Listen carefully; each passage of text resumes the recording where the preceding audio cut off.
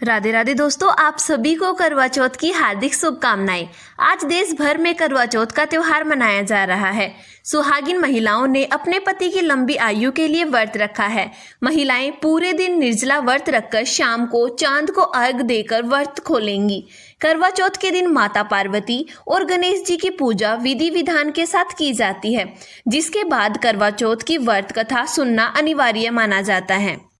आज हम पहले सुनेंगे गणेश जी की कहानी और फिर सुनेंगे करवा चौथ की कहानी। उससे पहले अगर आप हमारे चैनल पर पहली बार आए हैं तो प्लीज़ हमारे चैनल को सब्सक्राइब जरूर करें और साथ ही बेल आइकन को प्रेस करें ताकि आने वाली हर वीडियो की नोटिफिकेशन आप सभी तक जरूर पहुंचे। आइए शुरू करते हैं गणेश जी की कहानी। एक बुढ़िया थी, उसका एक बेटा और बहू थे। वे बहुत ही गरीब थे।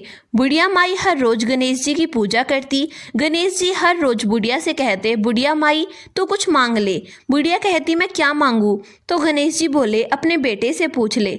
तो बेटा बोला, माँ तू धन मांग ले। बहू से पूछने लगी तो बहू बोली, सासू जी आप पोता मांग लेना।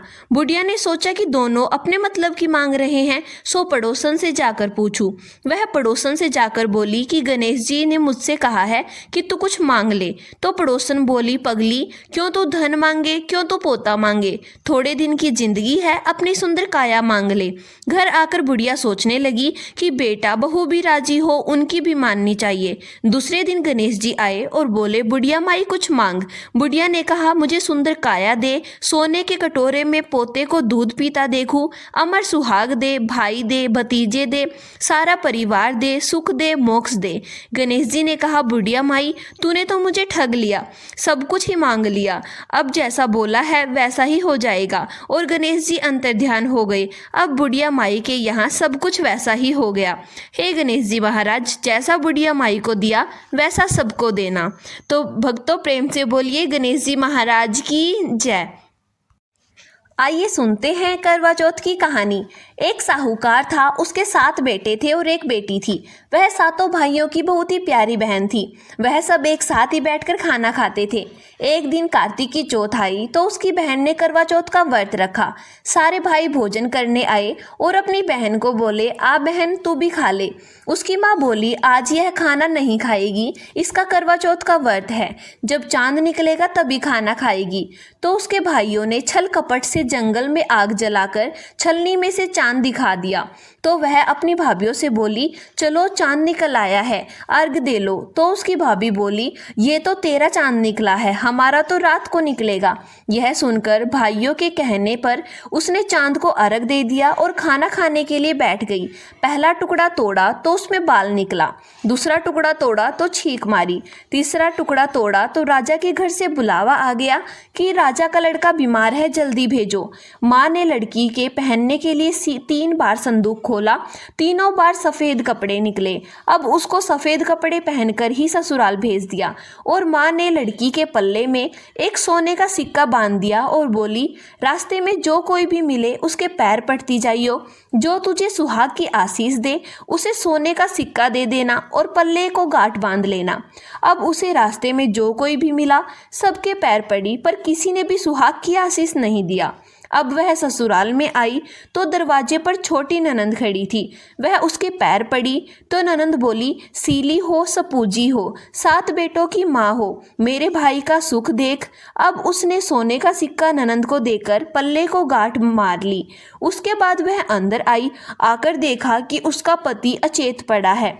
अब वह उसे लेकर एक कोठरी में पड़ी रही। 1 साल तक उसकी सेवा करी।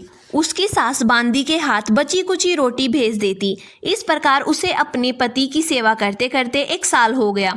करवा चौथ का व्रत आया। सारी पड़ोसनों ने नहा धोकर करवा चौथ का व्रत रखा। सबने सिर धोकर हाथों में मेहंदी लगाई, चूड़ियां पहनी। वह सब देखती रही। एक पड़ोसन बोली, तू भी करवा चौथ का व्रत कर ले। वह बोली, मैं कैसे करूं? तब पड़ोसन बोली, चौथ माता की कृपा से सब ठीक हो जाएगा। पड़ोसन के कहने से उसने भी व्रत रखा। थोड़ी देर के बाद करवे बेचने वाली आई। करवा लो री करवा लो, भाइयों की प्यारी करवा लो, ए करवे वाली मुझे भी करवा दे जा। वह कहने लगी, मेरी दूसरी बहन आएगी वो तुझे करवा देगी। दूसरी आई, फिर तीसरी आई। इस प्रकार 5 बहनें आकर चली गई, पर किसी ने भी करवे नहीं दिए। फिर छठी बहन आई और बोली, मेरी 7वीं बहन आएगी वो तुझे करवे देगी। बस तू सारे रास्ते में कांटे बिखरे कर रख देना। जब खूब चिल्लाती हुई आएगी तो उसके पैर में कांटा चुभ जाएगा, तब तू सुई लेकर बैठ जाना और उसका पैर पकड़कर मत छोड़ना और उसके पैर का कांटा निकाल देना। तो वह तुझे आशीर्वाद लेगी, तो तू उससे करवे मांग लेना, तब वह तुझे करवे देकर जाएगी। फिर तू उजमन करना, जिससे तेरा पति अच्छा हो जाएगा। अब उसने वैसा ही किया, सारे रास्ते में कांटे बिछा दिए। जब वो करवे लेकर आई, खूब चिल्लाती हुई आई, तो उसके पैर में कांटा चुभ गया। उसने उसका पैर पकड़कर छोड़ा नहीं और कांटा निकाल दिया। तब उसने आशीर्वाद दिया। तब उसने उसके पैर पकड़ लिया और बोली, जब तूने मुझे आशीर्वाद दिया है तो करवे भी देकर जाएगी। तो करवे वाली बोली, तूने तो मुझे ठग लिया। यह कहकर उसने उसे करवा भी दे दिया। अब करवे को लेकर उसने उजमन की तैयारी की और व्रत रखा। राजा का लड़का ठीक हो गया और बोला, मैं बहुत ही सोया।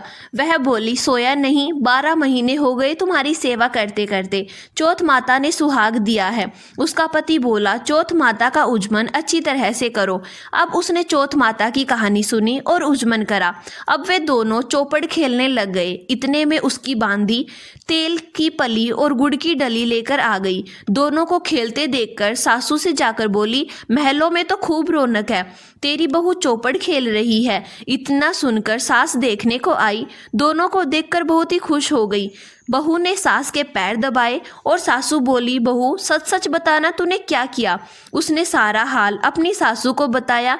तो राजा ने सारे शहर में ढिंढोरा पिटवाया कि अपने पति की जीवन सुरक्षा के लिए सब बहनें करवा चौथ का व्रत रखे।